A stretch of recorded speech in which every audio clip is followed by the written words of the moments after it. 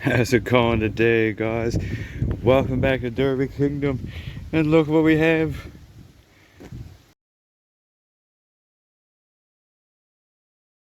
Alright guys, this is my 1995. I'm pretty sure we're going to double check. As you can tell, I've already gotten into it. I'm trying to get this thing built fast. So, no, she is a 1994. She's a 94, not a 95, sorry.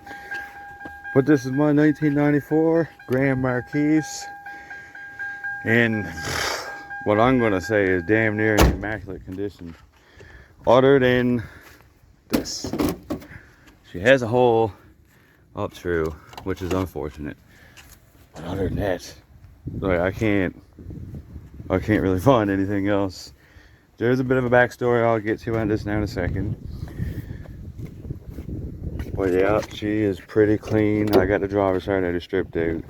As you can tell, what's left of the passenger side, she is clean, buddy. Even the seats are right nice. Good news, they're not being used. I'm not cutting them up. They're not staying in the cars while the driver's side is out. I just got to get up and under and cut off a bolt and get this one out because they're being saved for another vehicle. They're not being left in this car. They're actually being saved. But other than that, I mean, the floor is crazy, crazy shape. Like the sticker for the drain plug is still there. I've never seen that before in my life. I've never seen that before. She got digital gauges. I think the battery might still be hooked up. I'll show you. Yep, look at that. There's 102,000 on it. I'm guessing this thing is American, and that's miles because she's registered miles per hour. So I'm thinking that, yeah, it's 0 miles per hour. Everything is in miles. So yeah, this is an American vehicle. No wonder she's so bloody clean. She got digital dash. She had a digital AC control unit or whatnot. I've actually kept that, and I've actually kept a couple things that I think, you know, might be worth something to somebody, because I would imagine that all these had digital gauges and stuff. I highly doubt it. Actually, we'll get her running for a second. She runs really well. Oh, battery don't have good enough connection right now. Yep, this thing is clean, buddy. She still even has a sticker on the side. It almost feels like I don't know, a shame, a crime to beat it up. Even the doors, like the way the doors closed, the last door panel that's on it, I had to keep it on because of the seat. Yeah, it's all power. Like, oh, what a shame, almost. One thing I am going to say is this is the hardest front end I've ever taken off. I have spent the last couple of days at it now trying to get out every single bolt that I can find. And my goodness, it's hard to get out, but we'll get it out. This thing is running wicked. She is in good shape. That's the only bad panel. That's not the whole car. That's it. Other than that, and that little spot that's back there, I'm going to say this thing is a 8 out of 10. 8 out of 10. And that's the only two things that I'm going to take away. But we've started our building. We've started our creasing. Only got this one side started yet. I've been using a block of wood, wherever that went to at the time. I don't know what that's to at the moment. But yeah, I used a block of wood ratchet strap it instead of hitting, well, I did hit this obviously, but I found it actually made it pretty deep. And that's a pretty defined crease there. So that's a little tip for you. Nice good block of wood, nice piece of 4x4 or something like that. Something with some integrity to it. Yeah, it works out good. Yeah, we're getting her all cleaned out now. We're getting her all in the go. Windows are going to be the last thing to take out. I got to bring the car back to do it because I'm not drilling out those rivets. So I'm just going to smash the glass out, rip out everything else for the window trim and whatnot. We'll get rid of all that. I've had this car for, this is, what's today? Today's Thursday. This car was dropped off. So I've had this car in there for 2 days. And when I first got her, this is Well, obviously not how she looked. She was a full car. The only thing she needed was a battery, and she ran good. She do have a transmission line leak, but that's nothing because we're going to loop our line, so that's no big deal at all. Gotta put some attention to that anyways. But other than that, guys, we got a little bit of discoloration down here, but that's still solid. That's still solid. The chassis is in wicked shape. I hate those bloody gas tanks. Ugh. Yeah, we'll keep at it.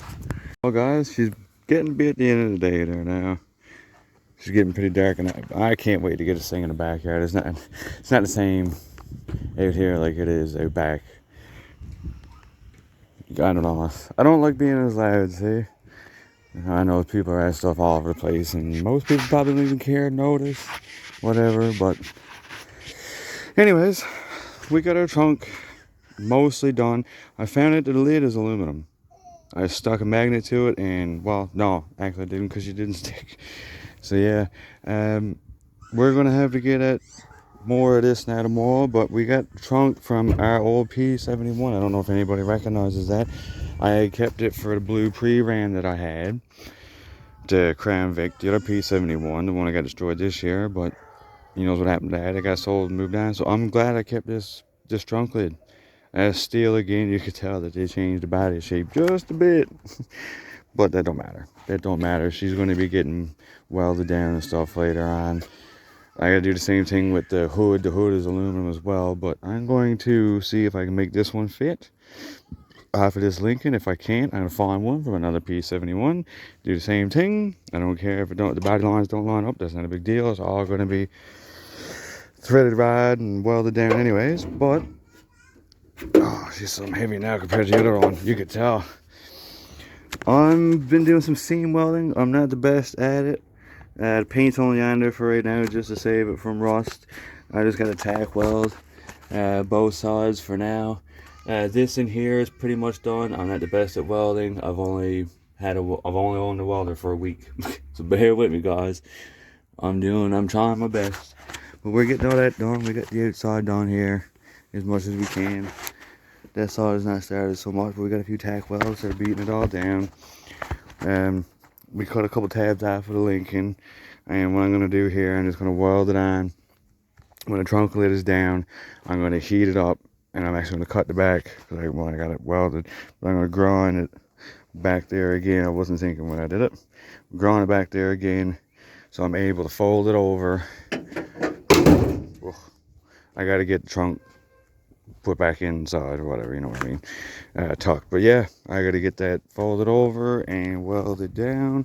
We're gonna get our doors and everything done as well. I've only started that tonight, and it's, like I said, it's getting later, so I don't really want to do it, and there's kids and stuff, you know, as you can tell. So anyways, we're getting our fenders cut up. We're going to get those bolted together. We're getting our creasings done. I haven't done anything really with the front. I took off a little bit of trim, marked up a couple things, took out a couple lights, and that is about it. That's about it for the front. And passenger side, same thing as the other side. Actually, there's less done on this side. I got a creasing started. It is not done, but it is started. I'm trying to be particular and do a really good build with this car, because this thing is clean. This thing is immaculate. It's kind of a shame to destroy it. So I'm trying to be smart. Took the aluminum trunk lid off, put the steel one on.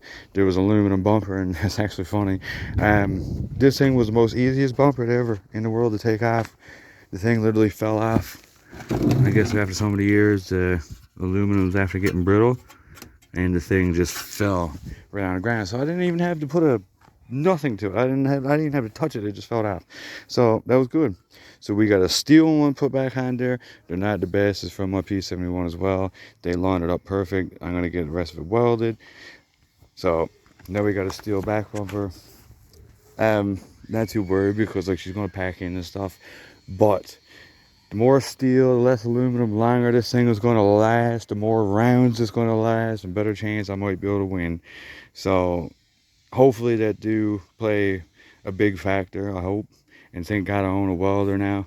I can start doing stuff on my own I'm gonna try something different too. I don't know. Well, I don't know yet. I don't know. I was written on it.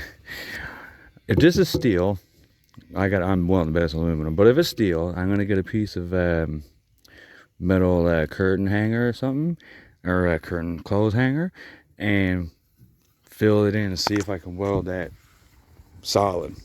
See if that might help. I don't know. I'll be honest with you, I've never seen anybody do it. So we're gonna try that out. But yeah, guys, we haven't done too much. Under the wall at the front, she's still looking pretty factory.